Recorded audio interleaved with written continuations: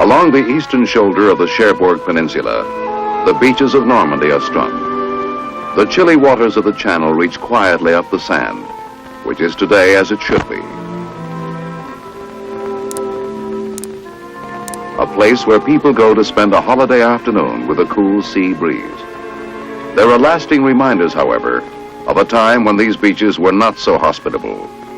Where the neck of the peninsula joins the Normandy coast lie the beaches American soldiers remember. Utah, the westernmost one, was called.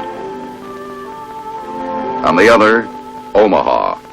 Further east, the beachheads the British soldiers can never forget. Gold, Juno, and Sword. Today, history whispers and echoes through empty bunkers, and in the imperceptible inroads of rust, flaking from ruined and abandoned implements of war. To climb the dunes of Utah or Omaha today is quite literally child's play. It was not so in June of 1944. D-Day.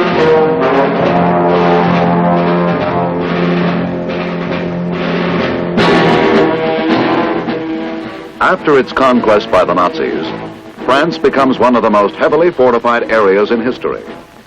But early in the war, plans are made to launch an invasion of this fortress across the English Channel. It is given the code name Operation Overlord.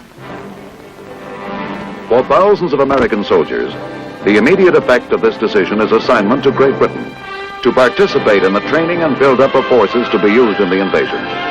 Not for all will the transfer be so direct. Some will study invasion on the beaches of North Africa and Sicily and Italy before they ever set foot on French soil. But throughout the winter and spring of 1944, great convoys churn across the Atlantic to British ports.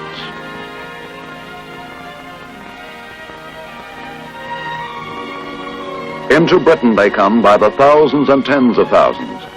England in wartime is the land of blood, sweat, and tears. A nation blackened and battered by the fury of the Nazi Luftwaffe. But it's still England, and for young Americans on their way to war, there is much to see. Wartime Britain is a place supercharged with excitement, literally the crossroads of the world, filled with uniforms from all the nations united in the war against the Axis.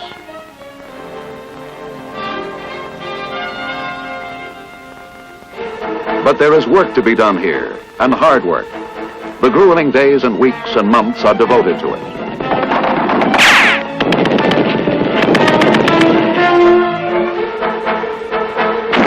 The training has one specialized objective: how to assault a hostile fortified coast.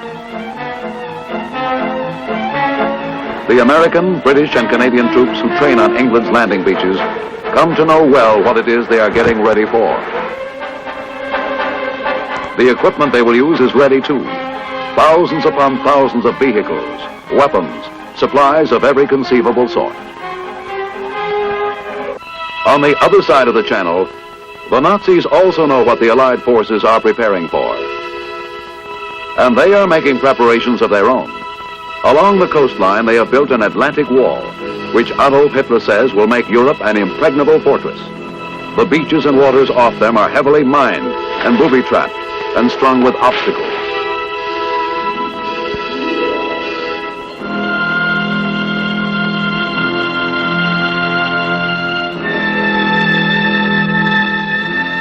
Behind them, heavy guns are embedded in steel and concrete, positioned to train on any invasion fleet which might appear in the Channel waters. By the spring of 1944, the Nazis know that an Allied invasion is imminent, but they cannot tell when it will come or where. They think the attack most likely will strike where the distance across the Channel is narrowest, at Calais. Consequently, their strongest forces and fortifications are concentrated here. The actual target is one of the best-kept secrets of the war. The attack will come along a 50-mile stretch of coastline in the province of Normandy, sweeping west from the Orne River to a beach on the Cotentin Peninsula, dominated by the vital port of Cherbourg. The assault is first scheduled for May, when weather conditions are expected to be at their best. Allied leaders planning Overlord are aware of Nazi estimates that the invasion will strike at Calais. They further this deception by ordering heavy bombing in the Calais area as well as in Normandy.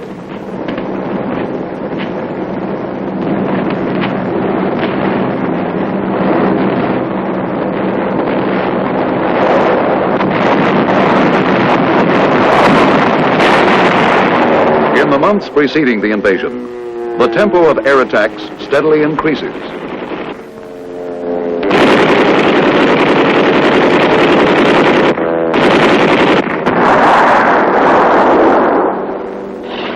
Air fleets with their cargoes of destruction thunder out of British bases to pound at oil centers and industrial plants and airfields.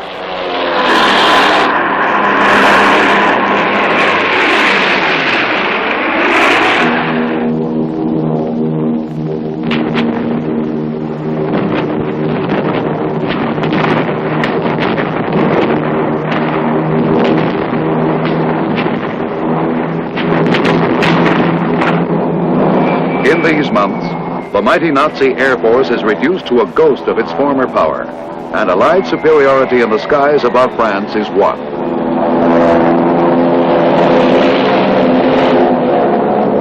Destruction of transportation centers and rail lines is an important part of the invasion plan in order to isolate the battle area in Normandy and hinder the enemy's efforts to bring up men and supplies.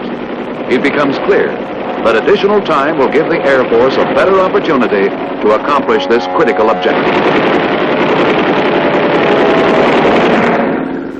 It also is decided to expand the original invasion plan, which called for an attack along a 3-division front into one along a 5-division front. This makes the acquisition of more landing craft essential. For these reasons, D-Day is postponed from early May until early June. The men who will launch the attack continue their training through the cold early English spring.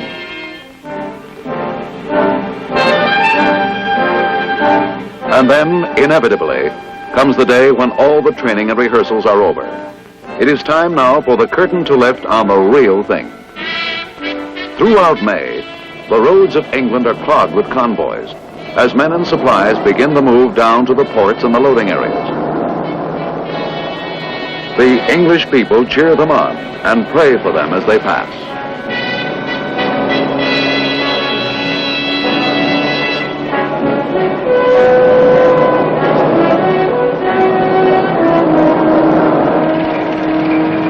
By the end of May, virtually all of southern England is one vast staging area.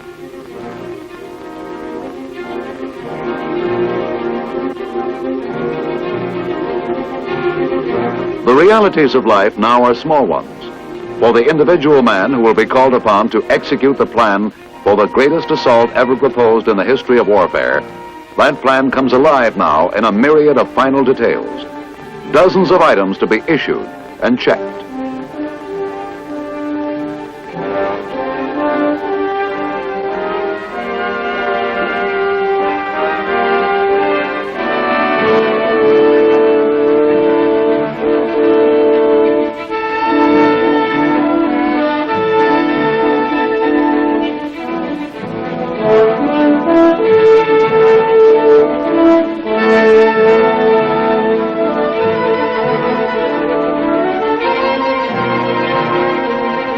Aboard the ships go the hardware of war, cargo which will be indispensable to the fighting man if he is able to secure a toehold on the hostile beach and expand it into a lodgement area, vehicles and the fuel to run them, rations and fresh water to drink, medicine, weapons and ammunition, bulldozers and bridges, the long invisible line of equipment which stands behind every statistic of victory.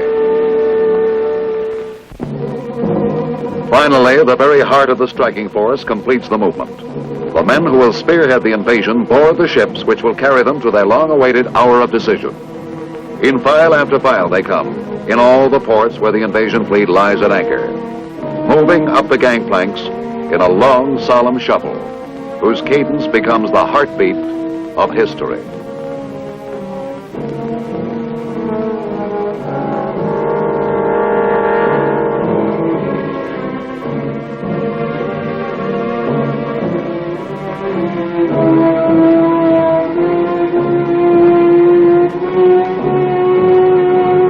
The extensive movement from shore to ship, swiftly and effectively executed, is a masterpiece of logistical operation. But with the mechanics of logistics done, the eye of destiny is now on these men, who board their vessels bringing only what they can carry on their backs and in their hearts.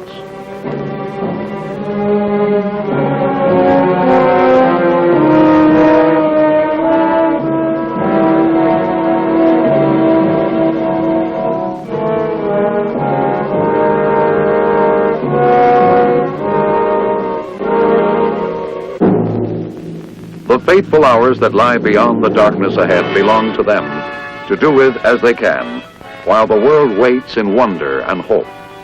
They may not see themselves as the sword bearers of a crusade, but they know well enough what depends on their effort, and the ultimate preparation is for each man to make himself.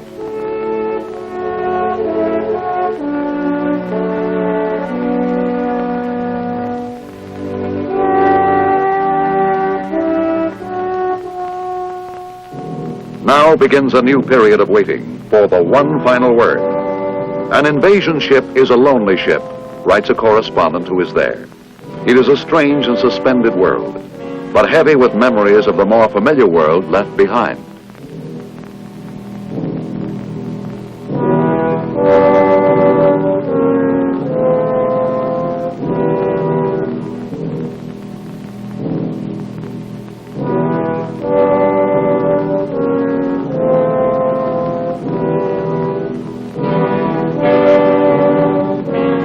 Unknown to the men and the tense atmosphere of the invasion fleet, tension is also high at Supreme Headquarters. Overlord, scheduled for June 5th, has been postponed 24 hours because of the worst channel storm in 20 years. Now, weather conditions predicted for the 6th are far from ideal, but another postponement will mean a wait of at least 2 weeks for the right conditions of moon, tide, and weather.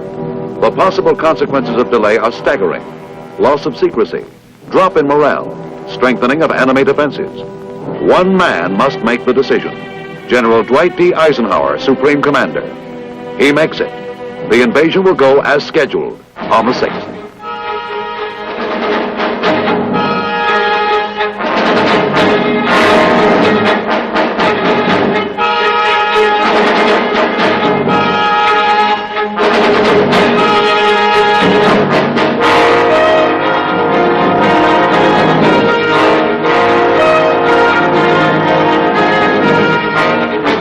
The great armada begins its ponderous move into the Channel waters.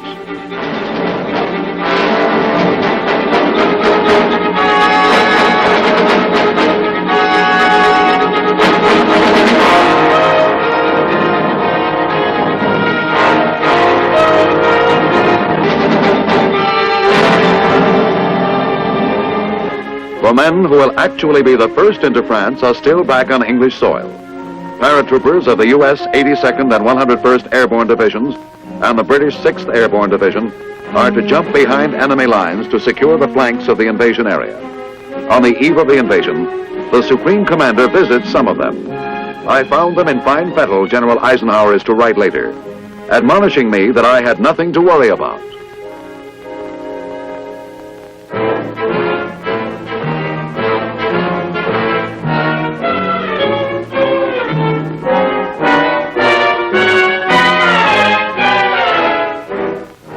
Theirs is to be the biggest airborne invasion ever attempted to this time. The crucial hours of darkness ahead will make almost superhuman demands on them. Bad weather and anti-aircraft fire will scatter many of them over a much wider distance than is planned. They will be forced to fight the enemy as they find him in the night, in small groups and on unfamiliar terrain. But dawn will find the flanks at either end of the Normandy battlefield held by these first invaders. None of this, of course, can they know as they board their planes in the late hours before D-Day.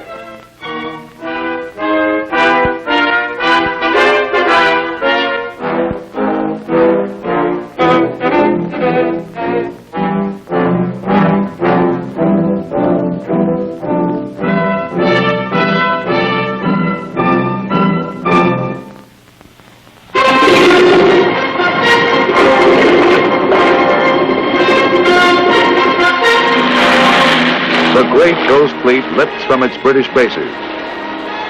The carriers with the airborne warriors. The gliders carrying weapons and heavy communications equipment.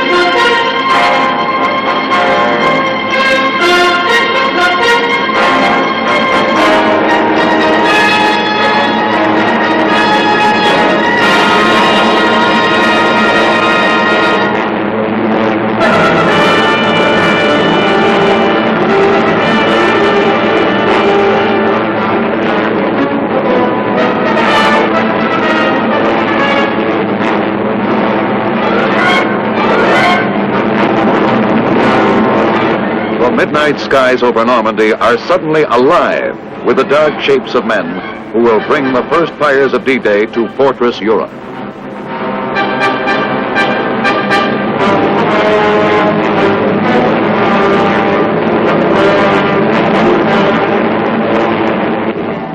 In the waters of the English Channel, dawn lights up the invasion fleet plowing steadily toward the Normandy coast.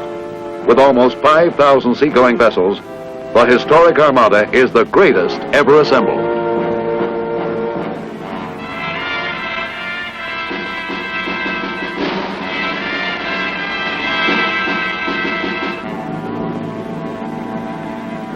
The sea is incredibly rough. For many of the warriors aboard the vessels pitching helplessly on the rolling water, seasickness is a cruel enemy to be fought before the Germans are ever faced.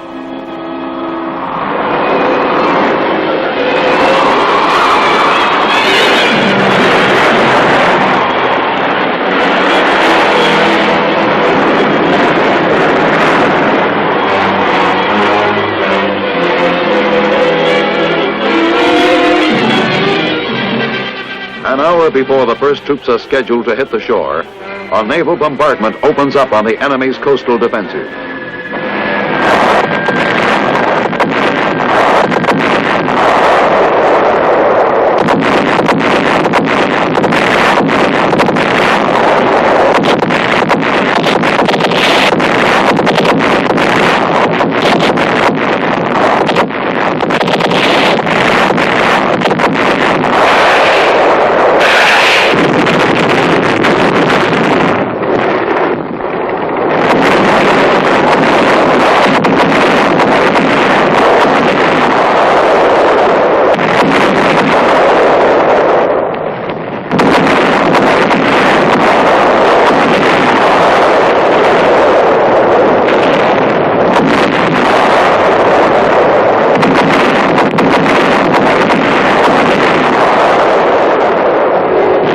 Nazis are at first confused about the Allied invasion.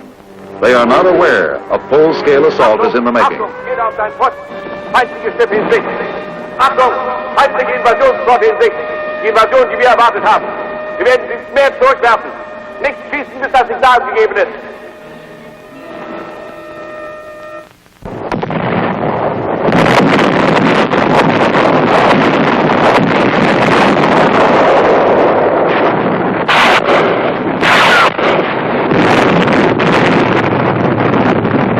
Allied air forces, which have been protecting the assault convoy throughout its trip, join the attack on enemy targets.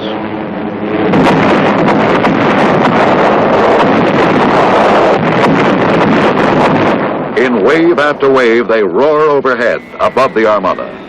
In the ships of the invasion fleet, the men can hear the steady pounding of their fire on the enemy's positions, and they wonder hopefully if anything can be left alive on shore.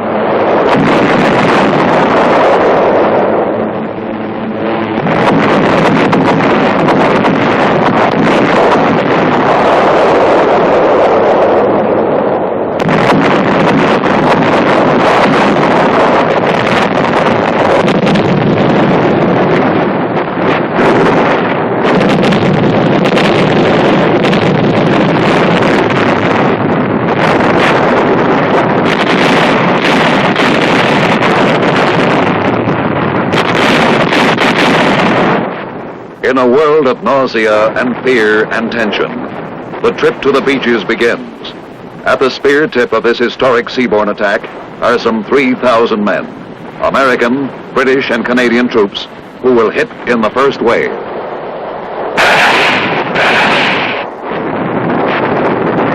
Behind them, the main body of ground forces will land in succeeding waves.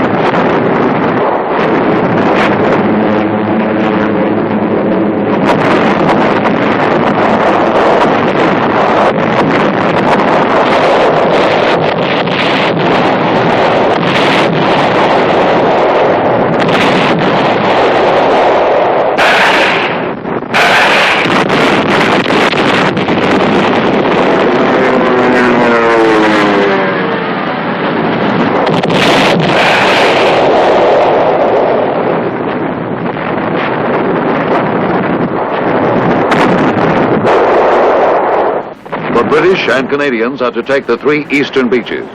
The Americans are to secure the 2 on the west. Exposed to fire from an enemy they cannot yet see, they rock toward land.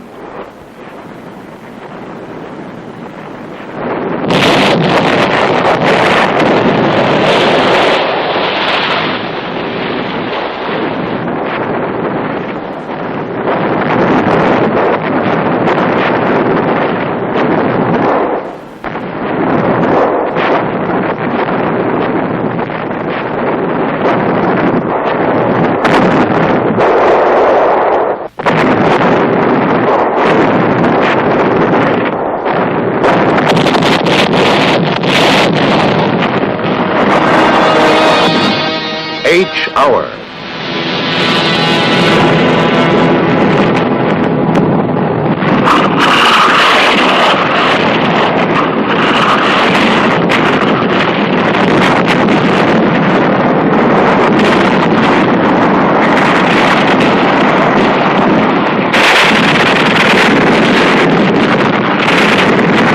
On beaches called Utah and Omaha, and Sword and Gold and Juneau, they come ashore.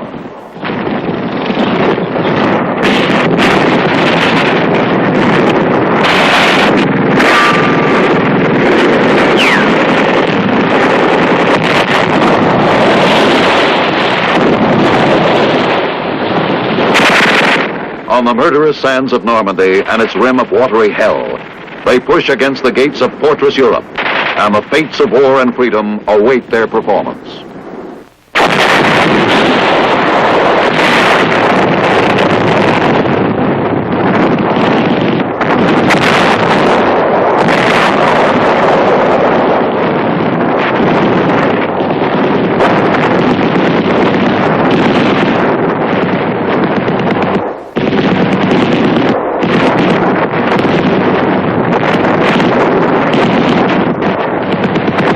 Enemy resistance varies in degree from beach to beach.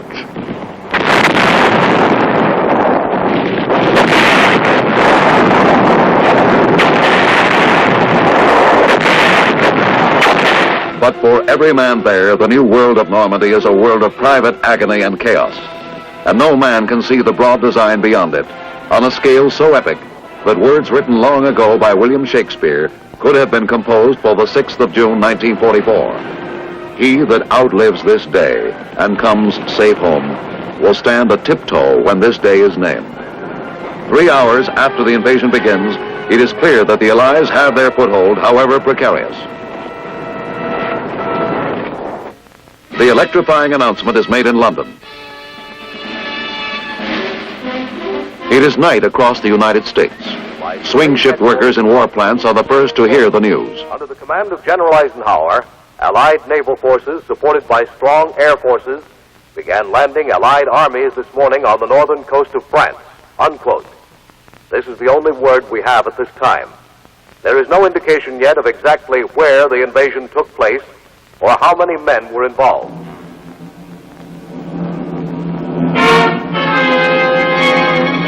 The news comes to America on this June day of 1944, bringing a swell of hope and pride, and anxiety too. For great victories in war must always be bought dearly.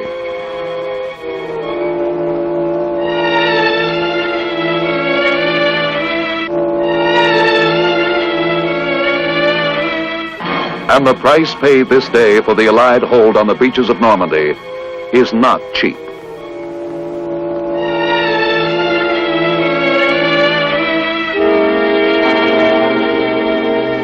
But although the cost is steep, the results are incalculable to the plan of battle. The beachhead soon expands from foothold to lodgment. Men and weapons and equipment pour ashore. Within 12 days, almost 600,000 men and 90,000 vehicles are on the beaches, massed for the drive inland.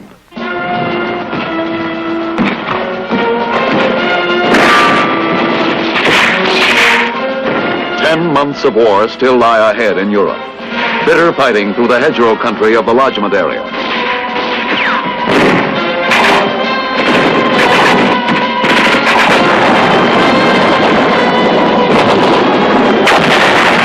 Hard, grinding combat in the cities that lead from Normandy to the banks of the Elbe.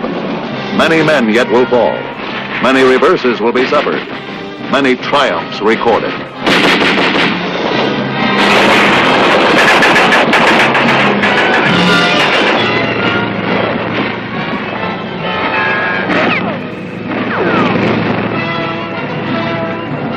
But in the main, the progress of battle will follow the bold plan conceived in Allied councils and brought to flaming life by the men who stormed the Normandy beaches on a day which will forever be known as D-Day, who unlocked the gates of Fortress Europe so that a monstrous evil could be pursued and destroyed.